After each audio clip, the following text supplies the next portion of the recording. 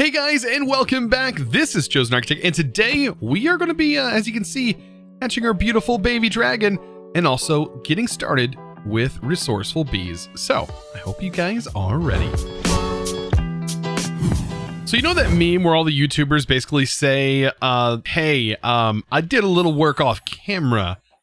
I did a little work off camera, and not a lot, you know. I just sort of placed down and made these islands and sort of terraformed them in a way to kind of look like they were actual land masses and not just a flat pad. And I just made a little arch, you know, and planted some trees that we got from our resource miner up there, you know, just that's all I did, right? Also, I did remove all of this stuff and have started to consolidate a lot of things, which is really nice because we're going to need that moving forward. All those rooms that I made, I've moved most of my stuff into those rooms just to sort of get things nice and organized. I still have like 3 more rooms that I could utilize for different things. But yeah, as you can see, like Cyclic even has its own room now, all kinds of goodies. The potential for more stuff going on with thermal. And the good thing about these rooms is we can also use them to automate things. Later on, I think we could just set up, you know, anything we want with refined storage. All we got to do is just link it up into this area and we're good to go. So we can set up some automation. Potion stuff, we might I don't know, work on some stuff with that as well. There's going to be some potion things that we need to do. But as you can see, things are looking a lot better. Now, I do want to work on bees today and get started with some bees. And I know you guys absolutely love bees. So we're going to be working with a little bit of bees. But first, let's talk a little bit about dragons and getting the eggs that you want after you get your first egg. Because this was something that I did in MC Eternal, which is kind of, it's been quite a while since I played that, and it was a 112 pack. But over in when I played in MC Eternal, there was quests that would give you money for things, and one of those things were dragon eggs. Well, turns out you can duplicate dragon eggs, and so I believe that still continues today. So to duplicate a dragon egg, you do need a mob imprisonment tool, same way we did the dragon. You place this down and just capture your dragon egg. And I should be able to place it inside here. Let's replace the villager and replace it with this spawn egg. And I just have this set on pulse, so I can just spawn one in. It's going to do its thing, and it should spawn right here, and we can punch it. Notice this is a red dragon egg. And that's what I was meaning by choosing what dragon you absolutely want. I don't know if they're all going to be red dragon eggs, but we have a copper dragon egg that's in here. Okay, it spawned 2 that time, spawned 2 this time as well. Now, what use do these have? It looks like it's only spawning red dragons, which is kind of interesting. So I guess at the moment we have a copper dragon and we have a red dragon. I'm pretty sure if we place this, I'm keeping my copper dragon because my copper dragon is a special dragon. Red dragon, I believe, is a very plain default. I think it's like the first dragon that's in the list of dragon eggs, I guess you can say. It's probably why it's spawning that way. Let's see. Red dragon. Yeah, red dragon eggs. Now, there's really no use to have more than one dragon. I think the red dragon is just a regular fire dragon, where this is an electric dragon, I believe.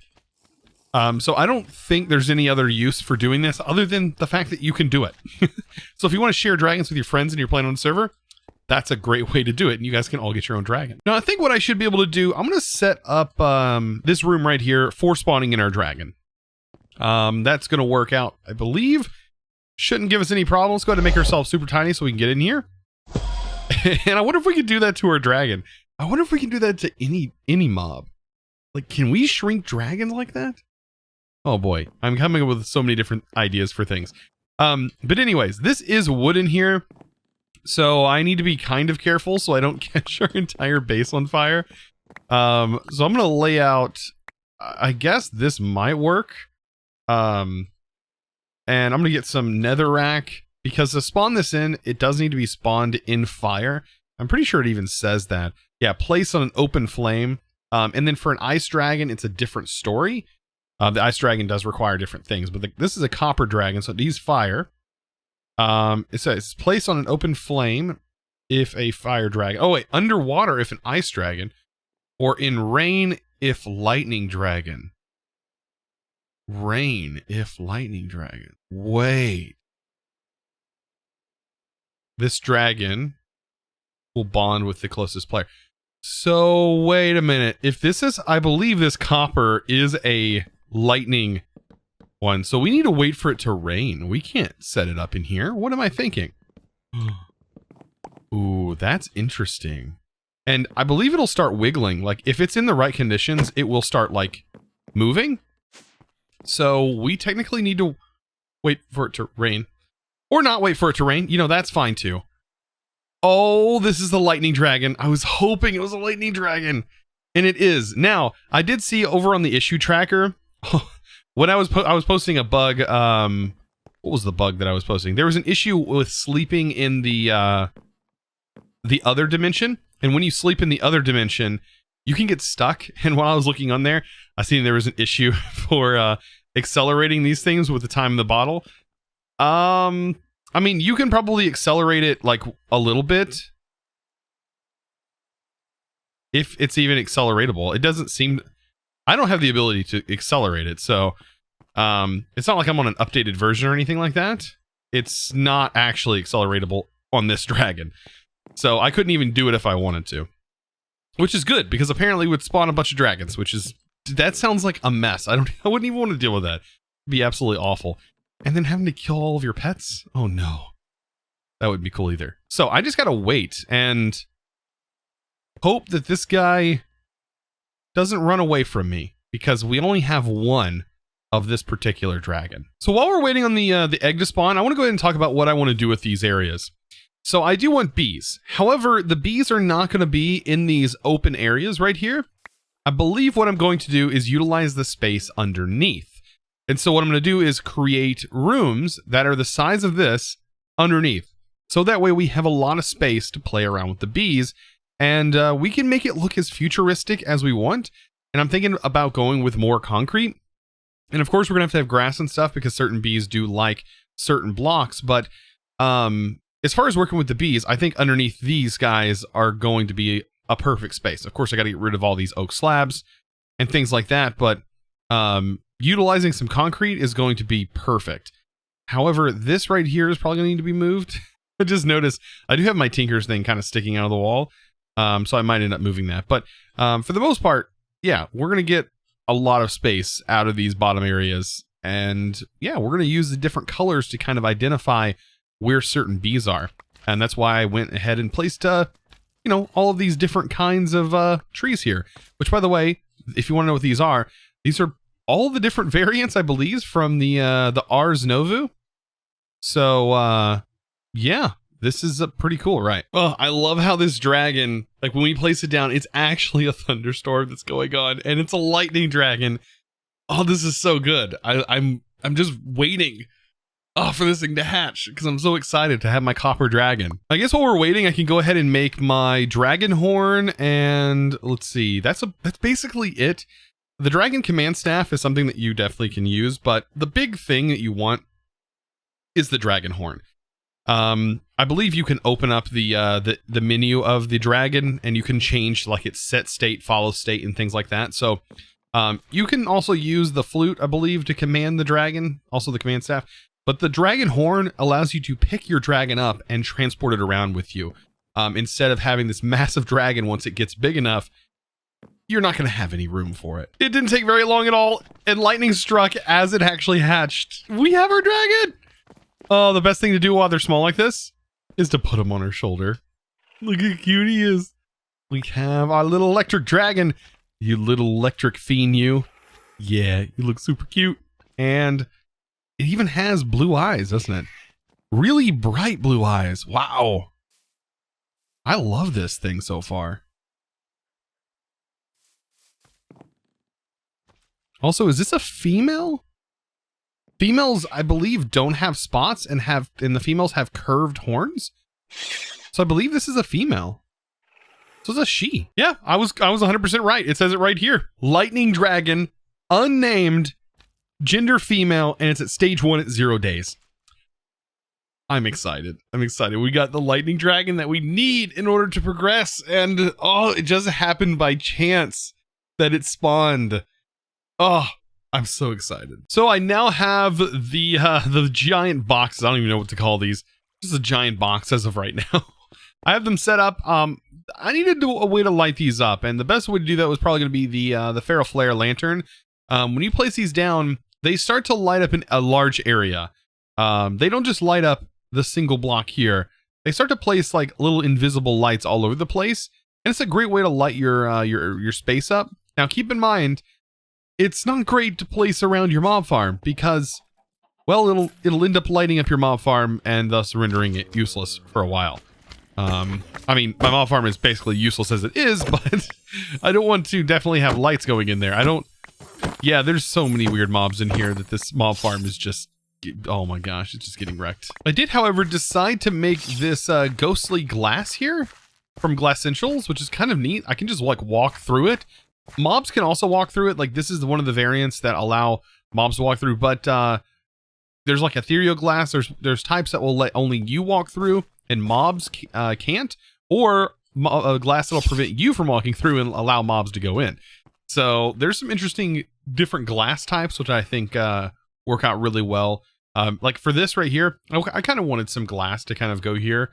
Even though we're going to have a system set up, I do need to make elevators, because I'm going to be using elevators to go up and down our different section here. So this should be a good amount. Let me go ahead and figure out where I want to place these. I think, like, you know, let's see, 1, 2, maybe 3 blocks in or so. 3 blocks in should be fine. Sort of dig a hole here so we know exactly where we're going to be placing this. Place our bottom elevator. And then place our top elevator, and we should be good. We can also go ahead and fill this hole in. And now we can enter into these areas. A little bit easier. I think, what, 3 blocks in is what I went. 1, 2, 3. So on the 3rd block, that should work for just about everything. 1, 2, 3. Right here where this torch is at. I'm going to go and get all these set up, and then we're going to start working on what we're going to need to get bees started. So to get started with bees, here are some of the bees that we're going to need to actually start and start breeding them up into these higher tier bees, such as iron bees. Like, I think iron bee is like somewhere to sort of get situated and like and start to focus on. That way we can work our way up to some other different types. But still, like, we also probably want to work our way towards the wither bee as well. So the wither bee itself is going to require a little bit different of a process. We're going to need a netherite bee, definitely, to be able to get to here. And it does look like a netherite bee is something that we have to make, apparently. A withered bee, however, is made from a coal bee and a spooky bee. So these are some bees that we definitely want to have in our list. Eventually, we want to make a withered bee. The withered bee is going to be allow us to get to the netherite bee, which I think the netherite bee is one that is that we have to make, or maybe not. I don't know. I'm actually going to look that up. So yeah, this is actually the netherite bee is actually a mutation. Blocks to item mutation. This has a chance of what? The gold bee with netherite has a chance to give you a netherite spawn egg, apparently. Mutations require there to be a valid hive for the bee to go into the bee. Yeah, so interesting. So I guess the gold bee has a weird interaction with the netherite that allows a mutation. So there's a lot of stuff in the bees mod that even I'm still not familiar with. However, I was thinking, you know, we can duplicate mobs, right? We can duplicate things. So in reality, we should be able to duplicate bees. So all we have to do is make one, and we can make as many bees as we want. Right? Like, with the mob imprisonment tool, like, we should be able to do this. Such a powerful tool. So to get started, cobble bee is one we're going to need to make.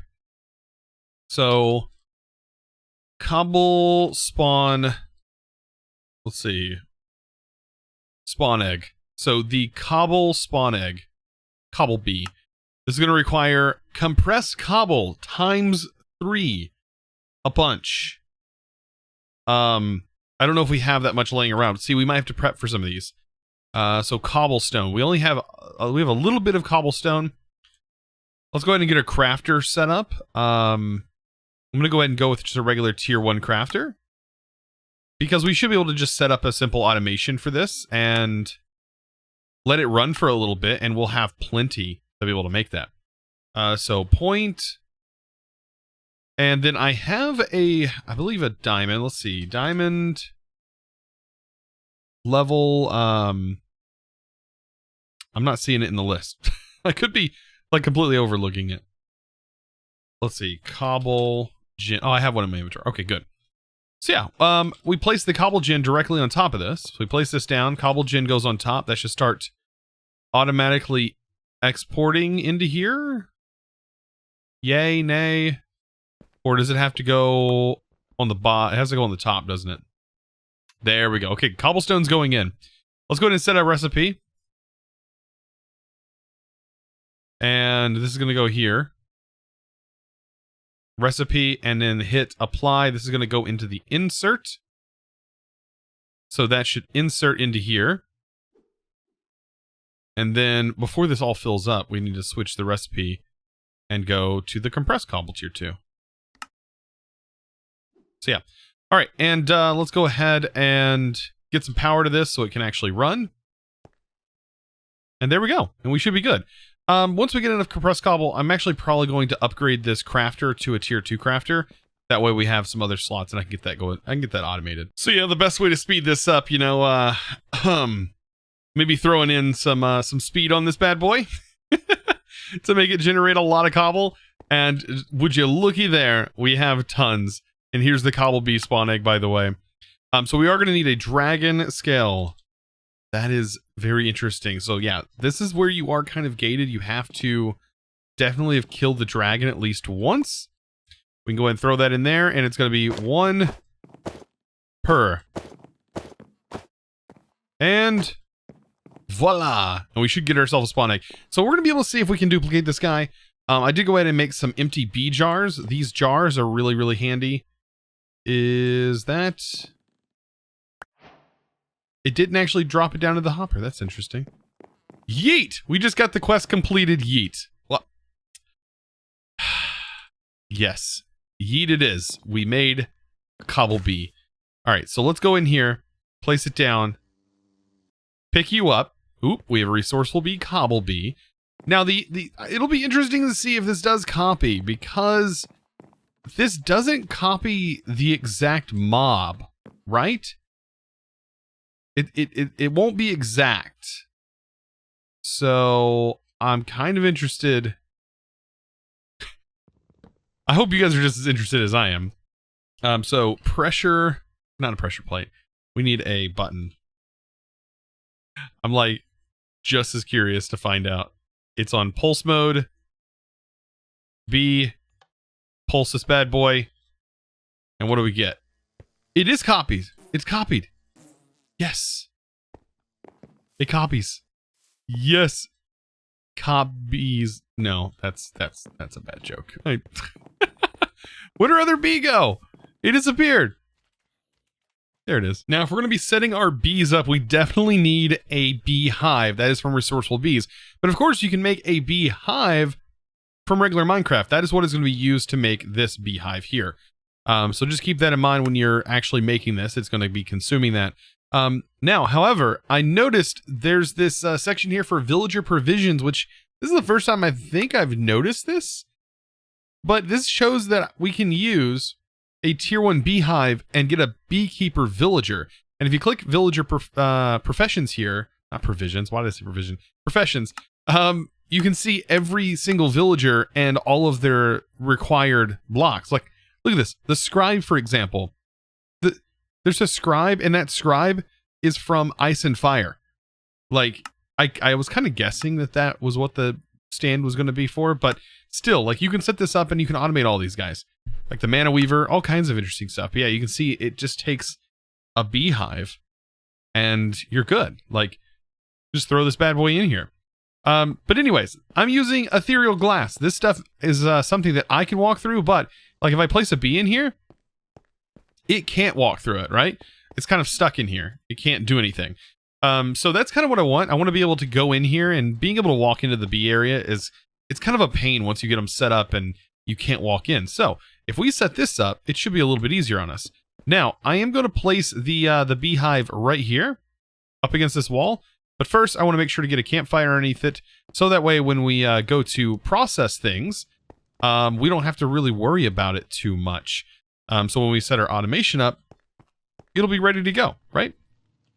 So we want to be able to remove scoops from here or use a scoop on it and then pull the items. So, or shears, like shears work. Scoops, I don't believe it's part of the beehive mod. This thing right here.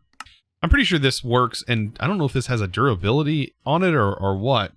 But I know that I have used this in the past, and a user should work. We could probably get away with like just using a user that just clicks like a clicker. I wonder how this would work. Like, would this work really well? It's worth a shot, right? I've not tested this, like just by giving it a little bit of power. How would this work? Okay, this back is broken. We give it this item and we want it to right click. However, I don't know if it needs to be shift right clicked. And then we can make it go, I don't know, every 40 ticks maybe. I don't know, even every 250 ticks is probably fine. Of course, though, we have to give it power. So that is something that is a little required with this. And we give it a scoop. And I'll find out if it absolutely needs to be shift right clicked or not. Now, this bee, the cobble bee, is going to require cobblestone. I know, crazy, right? So for each bee, probably try to have a spot where they can go to. So for example, cobble bees, they use this as their flower type. And so when you place the cobble bees in here, that's where they're going to go. So for example, we go ahead and place them in. They're going to just hang out and play around here on the cobble. And then when they're done, they're going to go into the beehive. And this, once it has some power, should automatically scoop out. So point. Now, what it's also going to do is throw the items everywhere. So a hopper of some sort, like the absorption hopper, for example, and a ender chest, or just a chest for right now, so we can kind of get an idea of the rate. I kind of like to check things before I fully hook it into my system. But like if we have two of these set up, I don't know how close we can get these guys. Like if we, divide it up and we have one right next to it, we could probably put this here and be able to gather from both. Oh yeah, we definitely be able to gather from both. So we could definitely utilize this and put it to good use. Let's see, take it this way. Like that. So that way, both of them, like if we built on, we definitely have more room. Like all we got to do for this is just build another one. That's right here. And notice the combs are going to end up in the same position as this one. It's kind of nice. And we have this right in the middle. Then we just plop our chest. It shouldn't generate experience or anything, but we can say up to items. And any of the combs are going to end up right here. Pretty nice. So with our bee automation, there are going to be some tasks that we have to complete in order to get bees up and running. But the reason I'm going after bees is because for that creative item, this right here, down the road, we are going to need bees. Like for example, this alone requires the wither honeycomb, in which we have to have these top tier bees set up. So the sooner I get that going, the quicker we'll be able to get items like this later on down the road. And we won't have to really worry about it, but as you can see, lava, this is going to require blood magic. So I think next episode, we're going to work towards blood magic. Luckily, this doesn't require too much to get into blood magic. I don't know if there's a lot in blood magic at the moment to really dive into, other than like the light sources and stuff that you can use. The armor is definitely pretty nice, but this stuff right here is very simple. I can make this with a apprentice blood orb, or a weak blood orb, really. And a weak blood orb is one of the first items you get. It's just a diamond turning into your weak blood orb. Same goes for the this item. This is actually like one of the first things to get this reagent. It's just a regular blank slate, which we can get. I'm going to show you guys, by the way, how to set all this stuff up. But a reagent is made in this table with another blank slate. This table's super cheap to make. And all you need are these items with another weak blood orb. I think you can make this with a weak blood orb, yeah, to get your lava reagent. You do need arcane ash, which arcane ash is not expensive to make either. I believe this is a weak blood orb. So yeah, making arcane ash, super simple as well. And right here, you're gonna get yourself a lava sigil. And I'll show you what all that means and what the lava sigil can actually do, because it's a pretty nice item. But yeah, we have bees that are going to be in the works. So I hope you guys behave. That's a horrible joke. I should probably stop. Well, you know it's not a bee pun. The Patreon of the day, and I do want to give a huge shout out to the sponsor of today's video, and that is going to go to, place this in here, Lily Rosenberg. Thank you so much for your amazing support. I really do appreciate it. Let's make sure to center that.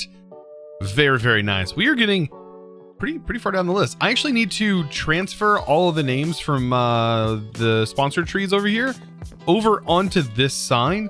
I think that's going to look really good once we get all of the names like on here. It's going to look really, really neat. Yeah, I do need to get all those transferred, but I will soon. Soon TM. TM, like emphasis on the TM. Anyways, guys, I hope you enjoyed today's video. Of course, if you did, be sure to click that subscribe button if you haven't already, and also give this video a huge smack on that thumb button. I would really appreciate it. And also join our Discord. If you don't even have to be a Patreon or anything to join the Discord, it's absolutely free to everyone. And such an amazing community over there. We are, I believe, over almost 12,000 or above 12,000 members strong, and usually have close to 3,000 active members at all times. So it's pretty crazy, and I recommend joining it. And yeah, if you have any questions over there, like a lot of people are chatting and posting images in the image channel, like posting their worlds and showing all their cool stuff that they do.